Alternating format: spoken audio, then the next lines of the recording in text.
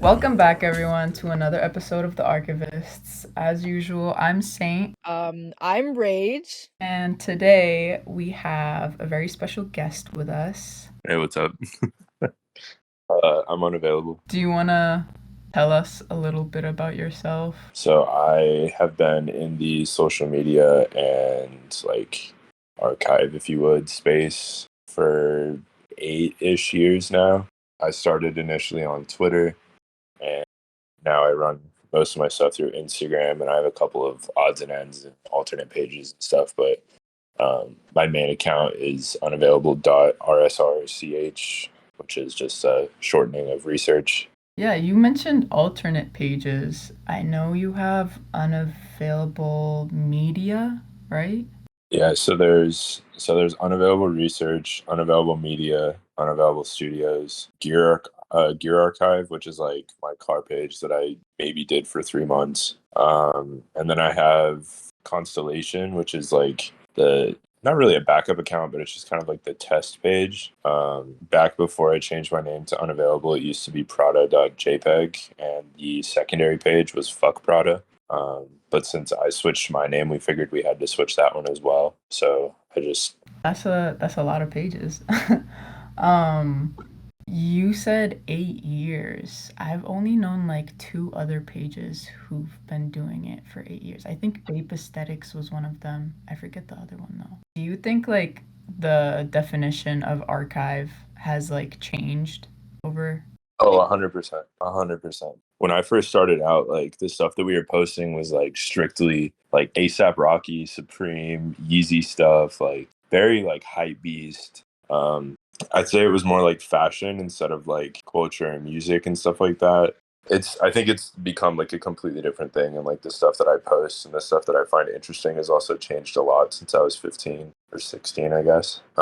Yeah, I think overall everything is just completely different. Yeah, I mean, I haven't been around for long. I've only been like, I think it's coming up on 3 years where I've been in the archive community. And before that, I wasn't even a consumer up until like 2 months before I started. But I mean, from what I've noticed in that time, I think it was around the end of when people stopped focusing on like celebrities and music and like what's going on in the music world and everything, and it changed more towards like commentary on like historical things, or like I guess giving an example is like Basquiat's like, what's it called, Samo or something like that, same old shit, like that project, and giving commentary on that, you know what I mean?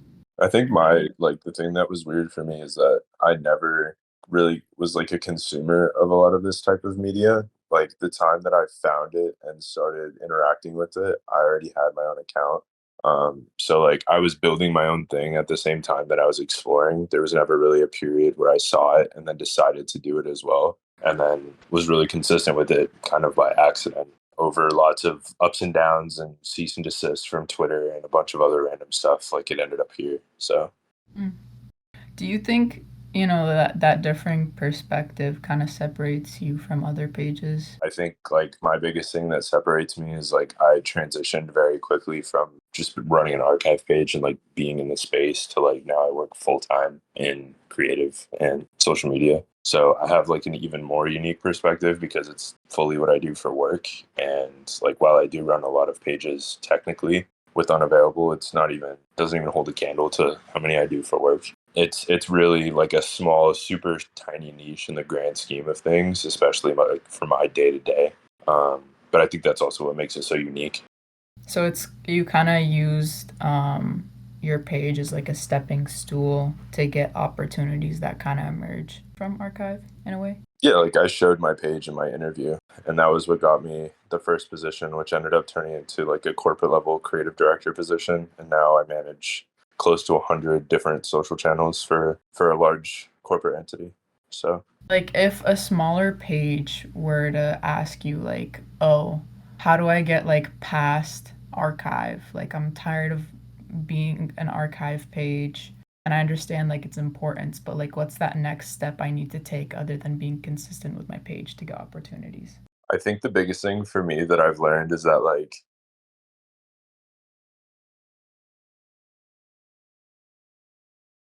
You have to extend further than just managing a social media account. There's so many people that they might not be able to do it as well, but if they can pick up the basics and learn how to do it decently, they're going to be just as marketable as you are. So you have to figure out other stuff that you can do. So, for example, I've done photography for about 10 years. I've been in video for about 3 years doing full pro level video production. I also do graphic design, and I have a lot of work with the back end and like paid social and stuff like that. That those are the things that you have to learn and have to know how to do in order to go corporate. If you want to be employed by somebody, you have to be able to do these things. And further, if you want to be employed by somebody and actually make it worthwhile, you kind of have to sell out, so to speak. Like you can't really work at like a small business, do their social media, and actually make a name for yourself. It's really, really hard. But once you get up to the corporate level, you can kind of jump around, and that opens so many more doors. But the problem that I think a lot of people run into is the question of how do I turn my archive page into something real? And I think they forget about all of the behind the scenes stuff, like stuff that I've never even talked about or posted about. And that's really like the 70% of what got me where I'm at. The 30% being like my archive page and my experience in the space is what I think maybe pushed me up to like creative director position so quickly, because I think that like bridging that gap between like running pages and like kind of in the weeds with this kind of stuff isn't very common when you get to the corporate level. But if you don't have all of the other skill sets that you need to even open that door in the first place, you're not going to be near as marketable, and you won't have the leverage to use that last 30% that you can get from running a page like this. So I guess just being really versatile with your skills and like not just like foundational skills that you get through running a page, but also like immersing yourself in other creative forms, and that itself will get you opportunities. I think to an extent, but I also think it's understanding where you want to end up. So I'm trying to think of an example. Like if you wanted to become like a social media coordinator, or creative employee, or creative director, or anything like in the creative space at say like a major record label, they don't care that you run an archive page. They want to know if you know how to network with artists, if you know how to do influencer marketing, back end metrics, like all of the stuff that you would actually need to go corporate and take them to the next level. Just being able to manage an account is not enough. But if you come in and you say, yeah, I can do professional level video, I can do photo for you guys. I've been shooting concerts for the last 6 years. I've been doing music videos for 3. And I've also been doing a bunch of stuff in the studio, making my own music. So I understand the process. Now all of a sudden you're marketable to that. But I think a lot of people miss that step, and they just say that they want to become a social media person in some way or another at some company in some way or another, and they don't narrow it down to what niche are you in and what in that niche makes you marketable. Not only being versatile, but also learning the process of what you want to do, like the specifics of everything, not just the general. Yeah, and I mean further, like the best adaptation slash like skill set that you can have in this space is being irreplaceable. And like with so many archive pages and so many people doing cool stuff on social media, it's really hard to diversify yourself enough to become irreplaceable. But if you're able to like figure out your ideal, figure out where you want to go, you can make yourself more and more niche, so to speak, so that if you come in and you actually get that connection, they're going to realize that there's not that many of you that can do all of those things. And that changes for every single industry or for every single country or location. Like there's so many different ways to do that, but I think if you're not doing that at all, you're not going to be able to make that jump from just a page to a career. Sorry, you just like said a lot, and like I'm just like thinking because it's definitely a lot of things I haven't really heard before or have been exposed, like this type of idea I haven't really been exposed to too much, so I'm still like, From what I've seen from the doors that I've opened, the 3 biggest takeaways are make yourself irreplaceable, listen more than you speak, and do something that nobody else is doing. And you can interpret those so many different ways, but I think if you figure out where you want to end up and you apply those 3 things to that, you might not necessarily get exactly where you want, but you'll become so much more marketable, and you can use that to climb the corporate ladder. Whether it be the ladder at one company or hopping between different ones, all it takes is that first yes or that first interview. But if all you are is your page, and if that's all you can do, it's not good enough. And that, I mean, it might sound very harsh, but like that's just I mean, I get emails and DMs and stuff every single day from people asking if they can work with me, or if they can get hired, or if they can join the team and stuff for my actual job. not even for unavailable, but just from like actual job. And I hear everybody out. I'll listen to them and I'll see what they're doing. But 99% of the time, every single thing that they send over that they're an expert at is stuff that I can either do or I can do better. But if they can do something and they're good at it that I can't do, that's where you actually have that in. That's where the door opens. I guess like another thing that I'm interested in is like how do you stay well, I guess it's something I've been dealing with and I think a lot of other pages. How do you stay concentrated with like doing all of that and still continuously like posting? I would say at this point, it's muscle memory. I've been doing content dives and searching through the internet and stuff, and I basically go into like an autopilot mode where I'm not really consuming media. I'm just sifting through it. I'm there strictly for selfish reasons. I'm there to look for content. I'm there to look for ideas, for inspiration, and I just pick and choose what I want. And when it really comes down to it, like, yeah, I use my phone a lot, and the industry that I'm in, I'm constantly surrounded by it, but that's a choice. And I chose this industry because it's one of my biggest passions and it's one of my biggest hobbies outside of social media as a whole.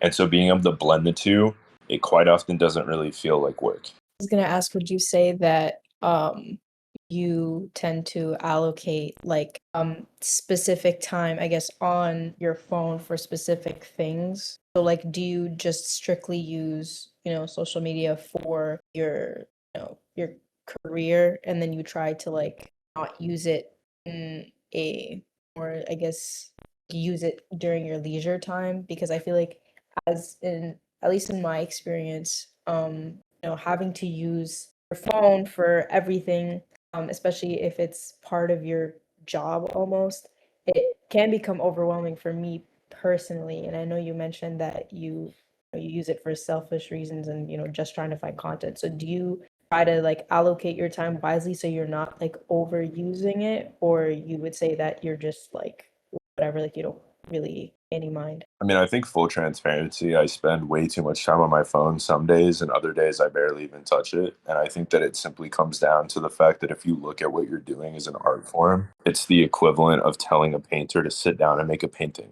It's not like you can't schedule creativity. And then I usually just have like a big notes page where I put different ideas and different stuff that I'd like to do. But even with work, like I'm able to kind of just delegate, like, what do I feel like doing that day? What makes the most sense, and like, is it one of the days where being creative kind of sucks and I feel like I'm at a roadblock, or is it one of the days where I can bang out 6 different projects and want to keep going? I think it's very hard to kind of put yourself in like a creative 9 to 5 and actually keep it strict to those boundaries. I kind of get what you mean. More so when I'm like painting, not with my archive page. I get into like these kind of times where I'll paint for like 6 or 7 hours a week, like every day for a week, and then for like the next 3 months, I'm not able to paint anything. So it's very sporadic. But I think it really depends on like what kind of medium of creativity you're in. So I can't really speak for everything. I don't think I'm consistently creative. I think I'm sporadically creative consistently. I would do a deep dive and do 4 hours of content, and then I would schedule out 20 posts for the next 2 days. And then I wouldn't do anything related for the next couple of hours. It was all just about how I delegated my time. And like, as somebody that works in social media and does all of this stuff on the side, believe it or not, like, I don't get tired of it, because at the end of the day, if I get tired of it, I'm going to just lock my phone. Like, I personally find it very easy to disconnect, so to speak, if I need to. And I rarely do need to, because I'm able to kind of delegate what I'm looking at based on what platform I'm on. It's very random. Yeah. I mean, I tried to be like the consistently creative type. And it worked for like a good while, but then I'd need to take like month breaks because it just burnt me out. And I think being sporadic consistently is way better. I don't exactly know why. I didn't really think about it too much, but it just is. There's two things. If you give yourself an expectation or a standard, you're essentially giving yourself something that you can either surpass, meet, or fail. And if you give yourself a timeline, you're either going to be on time, you're going to be falling behind and late, or you're going to be ahead of schedule. But if you completely get rid of both of those things and you just create, you're never really competing. You're just doing it as it comes. Like, it's not like a thing where you feel like if you didn't post, so I think that's the biggest thing, is like, when I was in like a period of time where I was very focused on the amount of likes and the engagement rate and all of that kind of stuff because I was very into the like growth hacking of the Instagram account. And when I took a step back from that, I realized that like if I liked the post, who cares how many likes it gets? That's not why I made this account. Like I'm not doing this for the numbers. I'm not doing this for any of that. And I sometimes have to remind myself of that, even with work where I'll do something and I think it's what I should do, or I think it's what people would want to see. And I have to take a couple of steps back to kind of realign with what I think is the best creative expression. Like I think the baseline I always used when I actually had to kind of realign myself with this was if I make this post and I post it and nobody ever sees it, well, I still like it. And that's the only baseline I've ever really used. Because if you're not able to do those things, you shouldn't be making that in the first place because you're not doing it for yourself. Yeah, I get what you mean. Every time I like make something, not just like with my archive page, every time I make something, whether it's like a trailer for the podcast or like some piece, I will come back to it for like the next 2 weeks and just stare at it and be like, I am so in love with this piece. Or like if I make like a really good post, I'll be like obsessed with it. And I don't know. That's kind of just like how I can tell if it's good for me or if it's not good for me. Well, and I think on top of that, you also can learn a little bit more about, and so it's basically like a fail proof way that if all you base your stuff on is your numbers, it will never reflect how creative or how good you are at your thing. Um, and there is like a middle ground in there where people will react to it if it is better. But in the archive space, I truly believe that like just because a post is doing numbers doesn't mean it's a good post. So like it's not, there's no science to the result, but there's I think a science in the process. I definitely think the science in the process is a good way to kind of encompass everything. Because no matter what you do, even if you're like, we were talking about being sporadic creatives, even with that, there's still like a process to it. And it's kind of important to remember that like everything you do should have a process. When I don't think you can have a process unless you have a purpose. Well, yeah, but some people like they'll still find a process without a a specific purpose. Like for instance, for me, like I still find processes with everything, but like my purpose in the creative space, I still don't know it yet. Like I'm still taking time to figure that out. And I'm sure Then that is the purpose. Like sometimes the creative process is the purpose because it's leading you to figuring it out. Like it's like a big feedback loop. There's no way to create without some part of purpose and process being involved. And you might have a really good process and you might have a really good product and you might be really good at what you do, but you might not have any idea why you're doing it or what actually drives you. But I think sometimes that process and the like creative result in and of itself will show you your eventual purpose. And so I think like all of the years of doing creative and all of the years of doing social media ended up showing me what my purpose was to do so because I never really had one. I just did it because I enjoyed it. I definitely understand that like an archive page can be used like a tool and there's different kinds of tools an archive page can be. It's just I don't know which direction. And I guess that takes time. And I'm doing it cuz I enjoy it, but I guess I'd be more confident in what I'm doing if I knew what the end goal was. I mean, I think everybody would, but I think that's what makes it enjoyable is because you don't know. There's no way to know until you do. And at that point, it's not like a realization. It's just a thing. Like the thing that I always see, which like being, if you have like a clothing brand that wants to work with you and their only thing that they care about is sales, the second you start is the second you fail because every single time I've seen that, it always plateaus and then they fail. What actually works is saying we want to build a brand. We want to make people talk about it. We want to get people to know it. Like they just want that awareness. They don't care if they sell anything for the first couple of months, whatever it may be.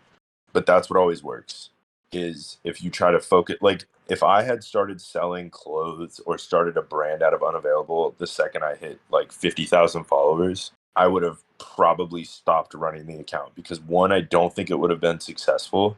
I would have probably taken it a completely different route. And I also don't think I would have been able to use it in the same way to kind of catapult me into my career. And so I think just going by the flow of it and going by the like, I don't really know what this is for yet, but I'm figuring it out, is the best way. So sometimes trying to monetize off of your tools can be detrimental instead of helpful. I don't think you should try to monetize until you don't have to try. It's just happening. Like it's like, it's not like a science, but like if you have to try to portray something, or if you have to try to like change a community over to like customers, that's not the way to do it. The way to do it is to make a community so strong that they want to be customers, that they want to support you, they want to buy stuff. And even bigger than that, I don't think you should even do that unless it becomes your next thing. Like, I don't think you should go from archive page to brand page. And that's why, like, I did a collection, I did all of it myself, and I quickly realized that, like, why do I want this? Why, like, what is this doing for me other than monetary value? And it felt like I was kind of losing sight of like the real reason that I do all of this. And now I look back and I think that was the best decision. I definitely think that it might or might not be a common experience. It's something that I was going through at the beginning. When my page got deleted and I had to do another page, I was like, fuck this shit. I'm just gonna go straight for the brand, because that was my original like goal of why I had an archive page. And when I started doing everything and I kind of realized like I wasn't having fun with it, and the only reason why I was doing that is because what I've seen with the opportunities with archive pages, the only like pathway I saw was like make an archive page, make a brand, that's it. You've done like what you needed to do in the archive community. And it took me a while to like understand like why an archive page is important. And that's kind of like one reason why we wanted to start this podcast, because we kind of like realized like, hey, we kind of realized the information and we were like, it took us so long to get this. Like, imagine if someone who was just starting out was going through the same process I was going through, maybe I could help them out go a little faster and like understand a little more before they make the same mistake and waste some time.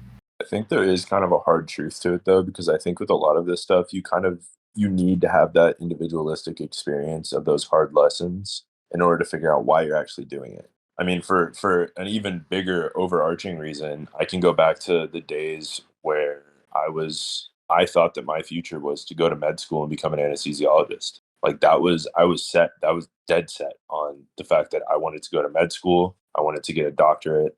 That was dead set when I was like 12 or 13. And it took me until I turned 19 to figure out that the only reason I really wanted that was because it was something that I would greatly enjoy and I liked all the aspects of it. But at the like bottom line was that I was looking at the monetary gain and I was looking at the money I could make doing it. And so I realized that like that wasn't something I really wanted. I just wanted the byproduct of it. I wanted the ability to work with people, help people, and I wanted to make a lot of money doing so. Just like I think that if your only goal running an archive page is to start a brand, make money, and be able to work for yourself, like it's not going to get you there. You need something else. You need something bigger. That's so funny because I'm actually one of those, like, I have a similar kind of experience where I've always wanted to be a surgeon, and just recently have I started to, as I'm done with my freshman year of college, but as I'm transitioning into, like, I guess, real world um applications of things, I'm starting to notice that that's not really something I want to do, but I do want to make money, but I don't that's not the only reason why I would do anything at all. So now I'm kind of in this weird position where I'm not really sure what I want to do, but I do know what I like doing, and I know what I don't want to do. So I'm kind of using this podcast along with a couple of other things, creative endeavors, to kind of figure out exactly where I want to end up. And I completely agree with the fact that you definitely need something bigger to get you through. Like, you can't, like you said, you can't really do 17 years of schooling just because you want to make money. Like, it's not going to last. And even if you somehow last that long, you're probably not, it's not going to be fulfilling. So that's the only I know. I realized that maybe about a year ago, but now I'm still figuring things out, but I mean, when I was a freshman in college, I was too. Like, I had no idea. I didn't even change my major until I was a sophomore. And I think the entire thing for me, like I wasn't really able to see what going to the school that I went to, moving across the country, leaving my family, like taking a gap year, like I wasn't really able to look at all of those things while I was doing them and figure out how they kind of aligned everything for my future. Until now at almost 25, I can look back years before this current situation and see how the thing kind of like trailed through all these different experiences and see how all of those different little things led me to where I am today. And I don't think I'd change a single thing. But in the past, like when I was in the moment, like I wanted to change Unavailable over to a brand, and I wanted to start selling clothes, and I wanted to do a bunch of stuff with that. I had all the medical stuff. I did 4 years of pre-med when I was in high school that I was like enrolled in college. And I did like kinesiology, phlebotomy, CNA certification, phlebotomist certificate. Like I did all of this stuff because of what I thought I wanted. And I look back and now I realize that it was all just ways that I was trying to figure out if it was really what I wanted. I don't know if that makes sense, but like I basically just tried everything I possibly could have that pointed me into what I thought I wanted to do to see if it actually was something I wanted. Yeah, and that's kind of the approach that I'm taking right now. I'm just, taking it day by day and trying to use these experiences to figure out what exactly I want to do. Yeah. And I think it also took me taking classes that I wouldn't have initially thought I would, but I ended up taking enough classes that I think I could have had another major in anthropology. And that kind of bridged the gap between what I thought I wanted and what I actually think I should do. And that taught me about the business world and whatever else. But realistically, like college was just a means for me to just learn some stuff, network, and move across the country. But when it really came down to it, majority of what I use in my day to day and majority of what I use for like Unavailable and anything like career related, that's all just been firsthand knowledge. Like it's just been learning as I go. I haven't learned almost any of it in a classroom setting. And I think my degree now, it's not useless, but I mean, I don't know if I'll ever use it. I had my job before I even technically had my degree. Yeah, I mean, for me, university's been I'm a psychology major, so like I feel like with that I'm able to apply it to anything, and that's kind of why I chose it because I wasn't too sure of what I wanted to do. And although like I'm learning a lot about psychology, I'm not using the information of what they're teaching me for its intended use. I'm using it towards like just understanding how I can be like more efficient and like honestly just a better person overall. And then like everything that I've learned creatively, it's not too much. I'm still like learning. But everything I've learned creatively has also been firsthand. And I kind of learned without a community at first because I was in bumfuck nowhere. um, and then when I came to university, I started being not exactly in a community, but surrounded by some people who have similar mindsets and like who also wanted to create. And I think that's when I kind of figured out like, hey, I really like this and I want to make a space for myself in this creative community, but I don't know how or what. So like I'm still like in a middle phase as well, which is nice. I'm enjoying it, even though it's very stressful, but it's good stress. I think what a lot of people also get caught up on, especially when you're speaking on like creative process. But I did a post that essentially said like, ask me anything you can possibly think of, ask me for advice, ask me a question. And the one of the biggest questions I got was, as a photographer, how do I get started? And should I buy this camera? And what did you do? And like just stuff like that. And I think that the sad part about that is I think the thing that makes like such a disconnect is that people see these YouTubers or these photographers that have $10,000 setups for cameras and they think that that's what makes them a good photographer. And this goes for anything. Like you can be a recording artist and think that you need the best microphone or the best mixing board or whatever, best recording studio.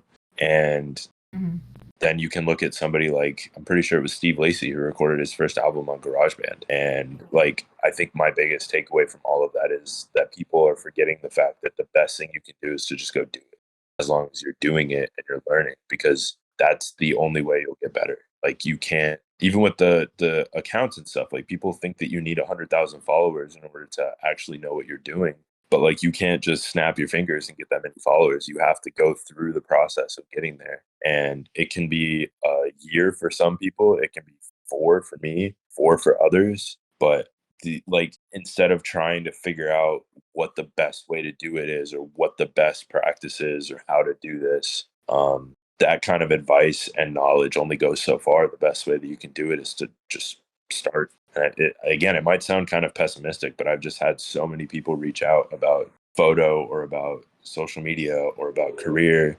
And like, as much as I want to like hold their hand and like take them through what I did and how I can help them, at the end of the day, like, the reason I think it worked out so well for me is I didn't have any of that. Nobody held my hand. I had nobody that I could ask about this kind of stuff. I just figured it out. And I think that that allowed me to make such a unique experience that it put me where I am. Had I had somebody that mentored me, so to speak, and told me to do this or that or the other thing, I'd be a reflection of what they did, not an individual experience. And I think that's super important, but it's something that's very lost now. Yeah, I think I was kind of stuck in that kind of mindset for a while as well. It kind of went back and forth. Like, I'd realize it and then I'd forget it, and I'd be back in a place where I'm like, oh, I need advice. I need like people to help me out. I need like a mentor, so on and so on. And it just got to a point where like I was just low in confidence and not enjoying what I would want to do, and that I kind of was like, I need to gather resources from other people and use them. And it kind of like took out the joy in what I wanted to do. And I think I'm in a place again where I'm starting to understand like that whole ideology. And like, even though I kind of learned it from like a young age, like I was painting since like 9 or 8, and I'd paint with literally like Dollar Tree acrylics. And the paintings were like really, really nice, but I'd get so mad at them because I would want like all these like nice, expensive like art materials, and I'd convince myself my art was like shit because of the materials. And then by the time I hit like 18, 19, that's when I started to understand the whole process. And I think without that experience, I wouldn't have that insight or appreciation for talent and effort. Yeah, because it's something like, a lot of that is stuff you can't teach. Like, you can't teach creativity. Yeah. You can't make someone want to do something. You can teach them as much as you want, but like if they don't want to do it, they're not going to do it. When I mean, on top of that, like, if you're trying to help somebody bridge the gap between where they are and where they want to be, you can only do so much before they have to just figure it out. The majority of those questions are, they're never questions that a lot of them were asking. They were questions that they just figured out. Like, a lot of the big important questions aren't things that you can get an answer to without finding it. You can't ask somebody what your purpose is. You can't ask somebody how to build a brand. You can ask them how they build their brand, but you can't ask them how to build yours. They can give you tips and stuff to make it easier, and stuff that you can learn to ease the process. But unless you're just going to give it to them and say, do it, it's not something that they can really teach. They can just give you input, but it's what you do with that input. People get so caught up on getting a blueprint to like, or like a roadmap to where somebody else is, that they forget that like, those are individual things. Like, I could give you every single thing I've ever done to end up where I am now, and it's never going to work the exact same way, because that person isn't me. I don't even know if I could do it the same way again. Like, it's just, it doesn't work that way. Like, for, oh, wait, before I say that thought, I also wanted to say a lot of people think that if you were to do something and it didn't turn out the way you wanted it to,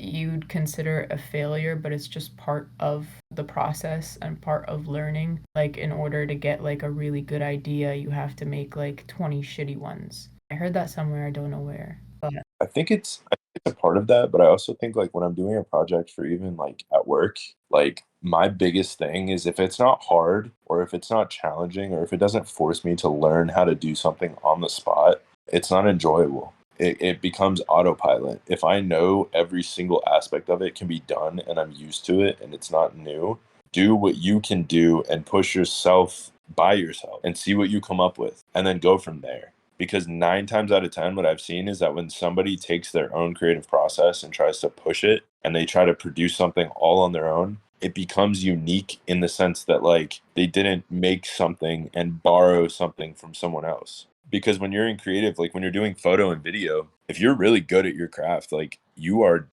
very undeniably unique in the sense that like I have photographers that I've seen and that I know where I can look at any photo and I can tell that it's theirs. And you can't teach that. You can't explain that. That's just the way that your eye goes to stuff. There's people that, for a stupid, simple example, there's people that have like Lightroom presets for all of their photos. And if you learn how to use those Lightroom presets, you're going to make your photos look just like theirs. And then what's the point? That's true, and I definitely think having, that experience where you're not even looking at other people and how they do it, that's where creativity and individuality form.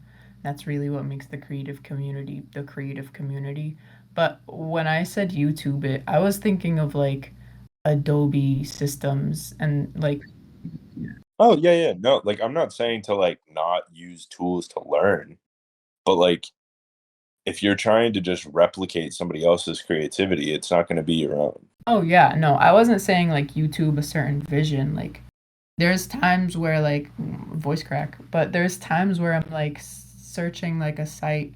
I just found out about I think it's called eye candy where there's like multiple like shots of something and I'd stare at that site and I just like come up with ideas and I do it in my head and like either I'd do it for fun or I'd use it for like a trailer for the podcast or something and it's I just enjoy it even though like in the moment it's like 3 a.m. and I have work at like 6 a.m. And I mean, it's all a process, and it's not.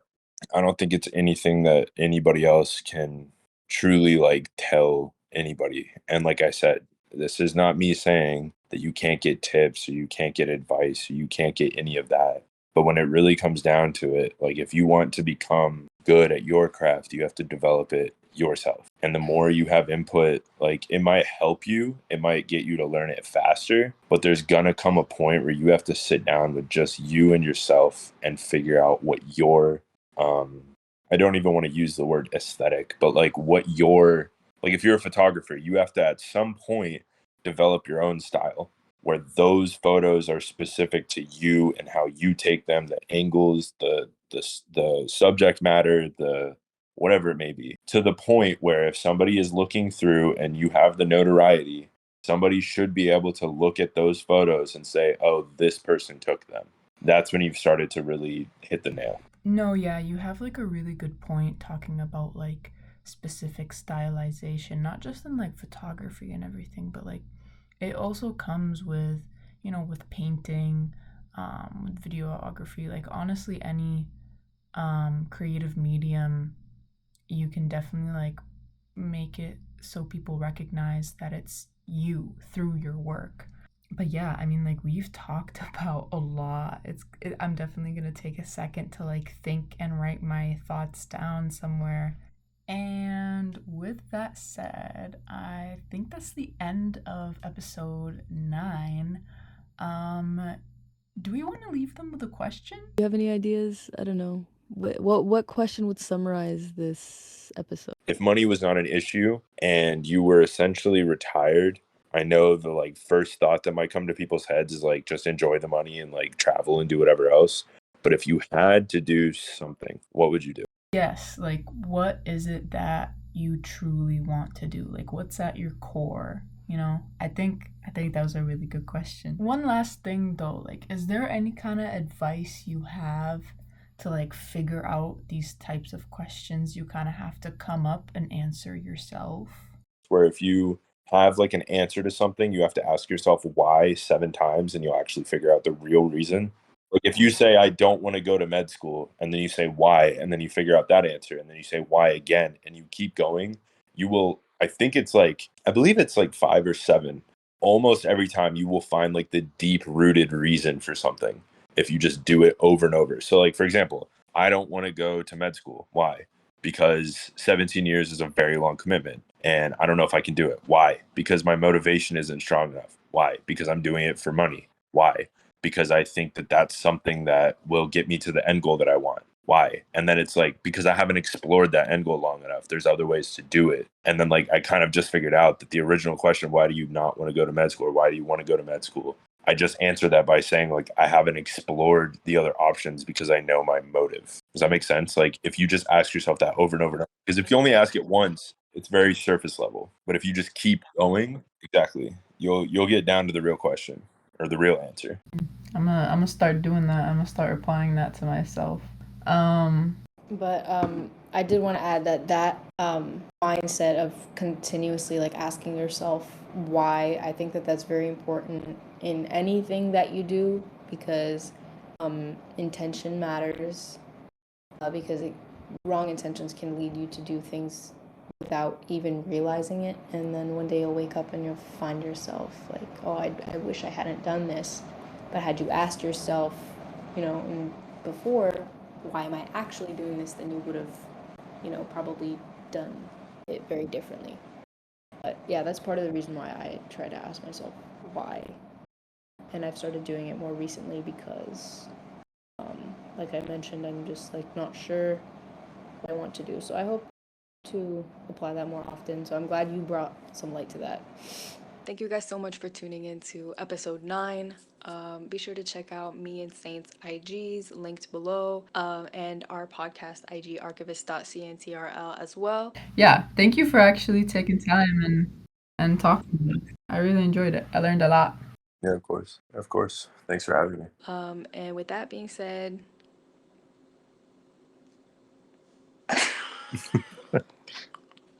Cue the music. cue the music. Your mom, your sister, your fucking sperm donor of a father. I'll shoot your daddy up in a clock backside. I wanna breast